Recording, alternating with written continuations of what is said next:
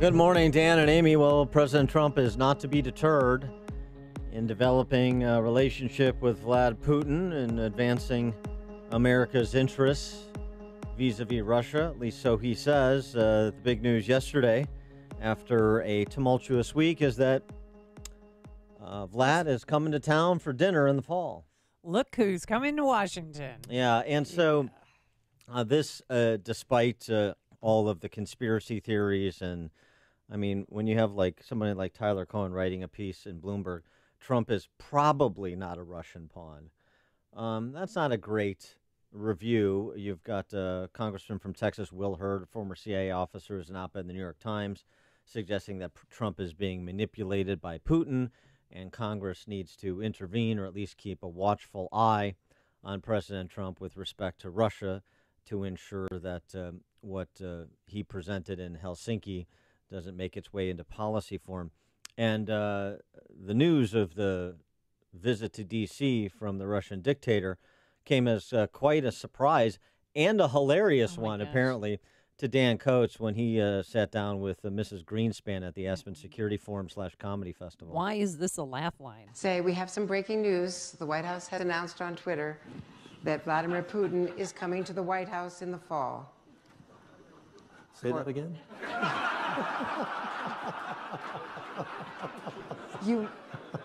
Vladimir Putin coming Did I to hear the... you? Did I hear you? Yeah. He's on. Okay. Yeah. That's going to be special. I mean, that laugh track is so bizarre because then they went on to interview Christopher Wray, the head of the FBI, and people were laughing. Well, I mean, that's Coates and Andrea Mitchell. That's like Burns and Allen. I mean, it's great. Great team comedy. For more on this topic, perhaps some of his own comedic stylings, I think he's been working on some new material. There it is. We've got our own studio audience, too. Oh, we're pleased to be joined by Bret Baier, Fox News anchor, of course, special report, weekdays, 5 p.m. Chicago time. Also, the new book, the new Bret Baier book, 3 Days in Moscow, Ronald Reagan and the Fall of the Soviet Empire. Well, that couldn't be more timely. Bret, thanks for joining us. Appreciate it. Good morning. Morning. So, where to begin? Why don't you just kind of give us a 30,000-foot review of the last week as it pertains to Trump and Russia? Wow. I tell you, it's been kind of strange, a little surreal in that, the reaction to the press conference. Now, the press conference itself, you have to admit, there were many opportunities for the president to say something different than he said. Yes. I think both sides would say he kind of punted on the press conference. The reaction to it, however, has been really something. I mean, to kind of over the top in a lot of quarters, saying that he is totally in the bag for Putin.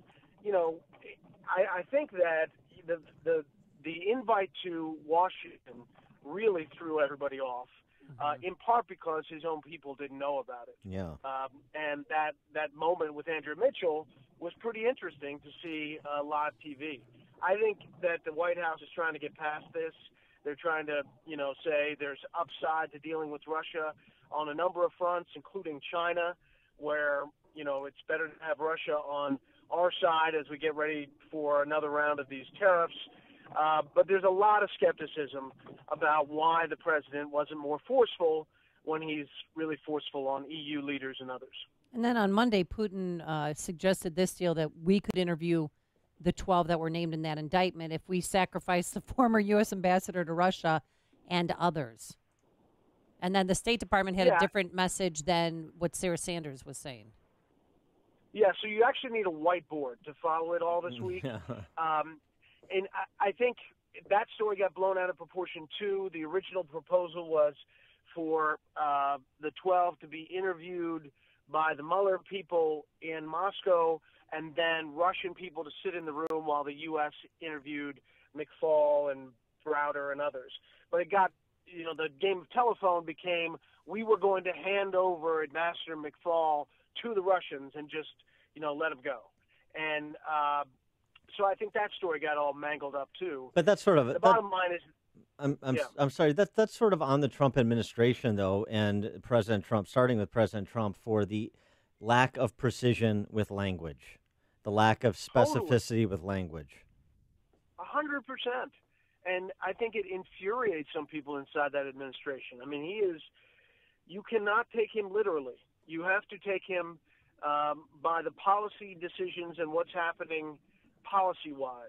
As far as following his rhetorical day-to-day, it is a frustrating, inside the White House, I'm told, exercise. Now, just on the other side of this, in terms of some of the reaction, it's sort of been amazing to see the T word, treason or traitor, if you prefer, being thrown around so liberally by the liberals, including former CIA Director John Brennan, who lost his lunch, as he's wont to do when it comes to President Trump. Good piece in the Wall Street Journal from Kim Strassel, who I know is one of the regulars on your show, where she talks about, with Brennan's profile and all of this, it might be worth revisiting Brennan's role in all of this, his testimony before Congress, how he, claims to have sparked this whole investigation in the first place, how he, as CIA director, pressured the FBI to move in this direction, that perhaps James Brennan is not just shouldn't just be left to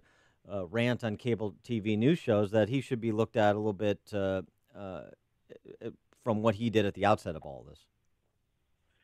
Yeah, and I think there's another part of that investigation. We obviously have the Mueller probe that's continuing, but there's the other part of the investigation, which is up on Capitol Hill, that's looking at the, Strzok and Page and Comey and Brennan and Clapper and the early days of that investigation. So you're going to get another Inspector General's report that is going to deal with a lot of that. And there are some strange things around the beginning of that investigation. I'm sitting in for Chris Wallace this Sunday, and we'll have Trey Gowdy on in part to deal with some of that side of the investigation. Now, Chris Wallace is okay after he asked Vlad Putin why people around him are always dying, isn't he? We haven't heard from Chris since the interview. No, I'm just kidding. I'm kidding. He did a wonderful job. No, he's just traveling around Europe. But he did a fantastic job, and that was a great interview. We're learning yesterday that former President Obama, is starting to meet with possible 2020 Democratic candidates. What's the buzz there in Washington, D.C.? Whose name are you hearing repeatedly? I think Biden is seriously considering it. I think Kamala Harris from California is probably going to run. I think Elizabeth Warren is going to run. There could be a cast of thousands by the time you get to next year. And I think the midterms are going to tell us a lot about where the party's heading. If Democrats don't pick up as many seats or control like they think they're going to, you could see the party searching for kind of a soul, a message, like what are we going to run on, because the progressive thing maybe not working as much, or they could go super progressive and saying they're not being progressive enough.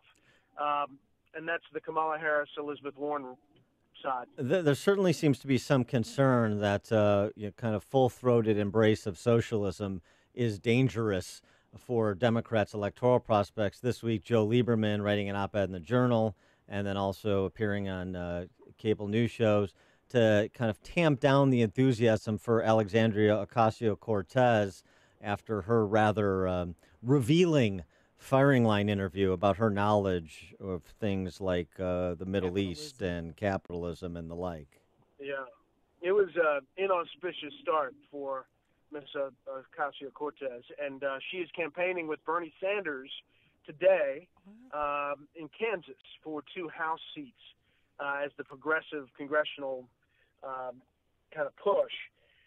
I think that is a potential problem for the Democrats, and they have to figure out how they're going to answer the questions every time she says that capitalism is going to die, how that falls in the southern districts where they need to win moderate seats.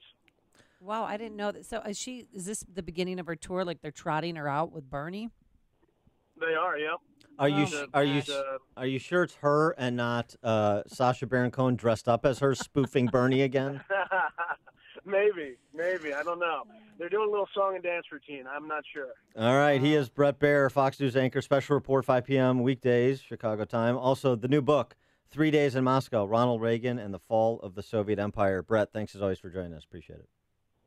Thanks a lot. And he joined us on our turnkey.pro answer line. There's only one